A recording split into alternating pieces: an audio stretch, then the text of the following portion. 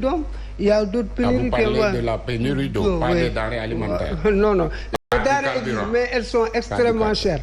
Exact. Il y a ce niveau d'inflation constaté. Oui, vous terminez tout très ça, c'est rapidement. vous dire que la population s'est exprimée pour montrer qu'elle n'est pas contente du régime en place. Alors, Habib, oui, vous vouliez réagir, mais en insistant par rapport justement à ce dont ils ont fait allusion, parce qu'en réalité, on a l'impression que Benno Bokk Yakaar véritablement veut s'approprier le volume tout en oubliant la masse, si l'on sait que la masse électorale est répartie justement dans les grandes villes que vous avez perdues. Voilà, moi je voulais pas tellement comparer la victoire dans certaines localités avec la déroute de Benno Bokk Yakaar dans d'autres. Au-delà de cela, vous m'avez donné l'occasion d'enlever certaines perceptions qui sont fausses. Lesquelles? Par exemple, il vient de dire les cas de détournement, c'est vrai. Les cas de détournement, trésor, poste, etc. Mais vous savez, nous, le président Macky Sall a mis en place une digitalisation, une dématérialisation des régies financières. Ce qui fait qu'au trésor, détourner au trésor est extrêmement difficile et laborieux. Mais c'est arrivé. Et une fois que c'est arrivé, vous êtes pris la main dans le sac. Ça, c'est parce qu'il y a eu de nouvelles procédures, il y a eu une dématérialisation donc, des régies financières et bientôt une dématérialisation des procédures de la justice. Au sein de la justice, vous avez entendu, je pense, communiqué du Conseil des ministres. Oui. La volonté politique de lutter contre justement la fraude, les détournements, vous avez bien vu que nous avons signé. Nous sommes le seul pays francophone à avoir une stratégie de lutte contre la fraude, la concussion. Ça prend du temps pour l'éradiquer. Mais c'est la raison pour laquelle vous avez vu que assez souvent la douane a fait des résultats spectaculaires. En 1172 milliards. On a compris le message des jeunes.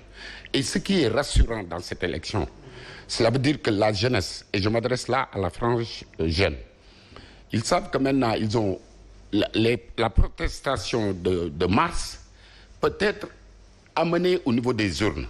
C'est-à-dire qu'au lieu de casser, au lieu de violenter, l'autre aspect parmi toujours les mauvaises perceptions, j'ai parlé de la France, j'ai parlé de l'homosexualité, je vais parler des cas de détournement qui ont eu lieu. Mais de ce point de vue, M. Habib Ndao, si vous permettez, est-ce que justement la morale politique n'a pas été un tout petit peu défigurée, si je la personnifie bien sûr, si l'on sait que Bibi Baldé, en tout cas, je dis bien qu'il a été cité, je dis bien cité, et pourtant il a été tête de liste de la coalition Benno Bokk Yakaar au niveau de Kolda. Djibril Ngom, avec l'image qui a été fortement décriée partout, pratiquement dans les réseaux sociaux et un peu partout. Tout à fait. Est-ce que tout cela, véritablement, n'ont pas justement permis justement à cette jeunesse de se sentir plus révoltée et mieux révoltée. Et le résultat, aujourd'hui, c'est ce que l'on constate avec les résultats. Mais c'est accessoire par rapport à ceux pour lesquels nous avons été élus. Les gens, ils ont l'impression d'avoir une justice à double standard, à deux vitesses. Mais ils oublient, par exemple, les scandales sur les trafics des passeports diplomatiques. Ces députés sont en prison. Personne n'en parle. Ils n'ont pas été protégés. Ils oublient l'affaire des détournements du Trésor. Ce n'est pas des militants, c'est des agents du Trésor. Ils sont en tôle. C'est des inspecteurs du Trésor qui sont en tôle. Le président a proposé un comité de réforme de la justice inclusif. Ce comité est inclusif. Il a mis en place un parquet financier. C'est-à-dire qu'au-delà de la volonté politique, il y a des actes forts qui sont posés pour lutter contre toutes ces dérives. Mais on est 17 millions de Sénégalais et on est 160 650 agents de l'État. Il y a responsabilité de l'État, mais la culpabilité, elle est personnelle et individuelle. Alors, pour dire, au-delà des analyses des chiffres, les perceptions qu'ils ont développées et qu'ils vont continuer à développer, les gens de l'opposition, j'ai parlé des différents éléments. Oui, on ne va pas y revenir, oui. Voilà, ça a on ne va été pas y clair. revenir. Mais au-delà du bilan matériel, le fait d'avoir pensé à transformer le pays, les mentalités, le président a introduit la réforme sur le scrutin. qui nous a... Le scrutin communal, c'est le président qui a pris la décision, à partir du dialogue national, que le maire soit élu au suffrage universel. C'est une manière indirecte de lutter contre la corruption, parce que tout le monde sait que les listes étaient là, le maire n'était pas connu, et que ceux qui étaient plus riches. Vous savez, quand quelqu'un fait des efforts pareils, c'est vrai, dans la vie d'une nation, il y a des scandales. Mais vous regardez sur l'essentiel, où nous avons pu être élus, sur l'essentiel, on s'en est occupé. Et pour preuve, je ne parle pas des réalisations, mais je parle de la volonté politique de moderniser l'administration pour que les usagers du service public fassent moins le parcours du combattant. Mais en plus, au-delà de la modernisation de l'administration, nous avons pensé à une équité sociale. C'est-à-dire, jamais dans l'histoire du Sénégal, on avait pensé à octroyer une bourse familiale à des gens qui sont dans des couches vulnérables. À cela, oui, vous terminez par là. Même les imams qui faisaient des fatwas, ils ont oublié que depuis, même avant du temps de la colonisation, il n'y a jamais eu de programme d'assainissement spécifiquement dédié aux foyers religieux.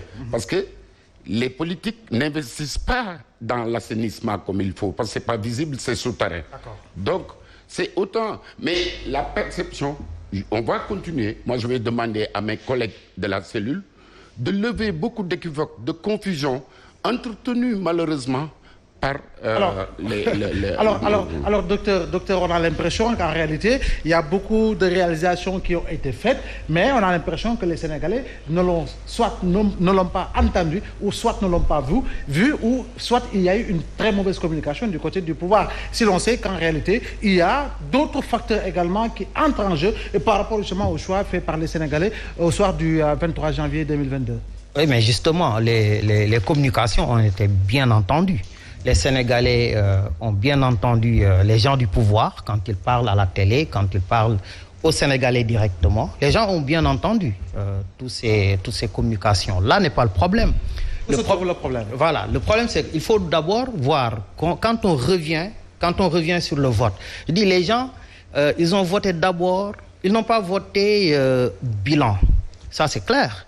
Il n'y a pas eu de débat sur les bilans. Par exemple, si nous prenons Dakar, la ville de Dakar, les trois,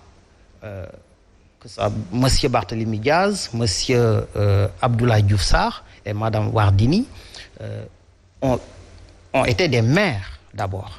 Monsieur Barthélémy Diaz était maire à Mermoz-Sacré-Cœur, Monsieur Abdoulaye Diouf Sarr était maire à Yoff et Madame Wardini était maire de la ville de Dakar. Mais il n'y a pas eu de débat sur leur bilan. Personne n'a parlé bilan. Bon, bien entendu, dans la campagne de Mme Wardini, on est allé partout, rencontrer les Dakaroises et les Dakarois, leur montrer ce qu'elle a fait. Parce que, quoi qu'on puisse dire, elle a un bilan très élogieux. Aujourd'hui, bon, on n'est plus à l'heure de parler du bilan politique, mais son bilan est énorme. Actuellement, à la mairie de Dakar, c'est M. Barthélémy Diaz qui va venir. Il peut au moins dire que Dakar, la ville de Dakar, ne doit rien à personne et à aucun fournisseur. Ça, c'est énorme. Il n'y a pas de dette de la ville de Dakar envers les fournisseurs et qui que ce soit. Il faut le dire tout haut parce que tout à l'heure, on va parler des financements des collectivités. Ouais. Comment ils vont travailler. Absolument. Et dans l'exercice, il y avait un excédent de 4 milliards qu'elle a remis dans le budget de 2022.